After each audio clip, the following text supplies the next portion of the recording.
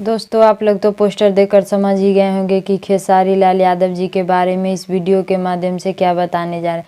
तो video start करने से पहले आप लोग को बता दी कि आप लोग देख रहे हैं 100 तक, तो बहुत बहुत स्वागत बा। अगर आप लोग अभी तक 100 तक चैनल को सब्सक्राइब नहीं किए हैं तो नीचे के लाल बटन दबाकर चैनल सब्सक्राइब कर दीजिए और साथ ही साथ वीडियो को लाइक कर दीजिए। चलिए अब वीडियो को स्टार्ट करते हैं। अब आप लोग को बता दी कि खेसारी लाल यादव जी के बहुत ही बवाल वीडियो आज सुबह 7 बजे सारेगामा हम भोजपुरी यूट्यूब चैनल पर रिलीज़ कर दिया गया है। खेसारी लाल यादव जी के बहुत ही बवाल वीडियो आज सुबह 7 बजे सारेगामा हम भोजपुरी यूट्यूब चैनल पर रिलीज़ कर दिया गया, जो कि वीडियो के नाम बा दो घुट भोजपुरी।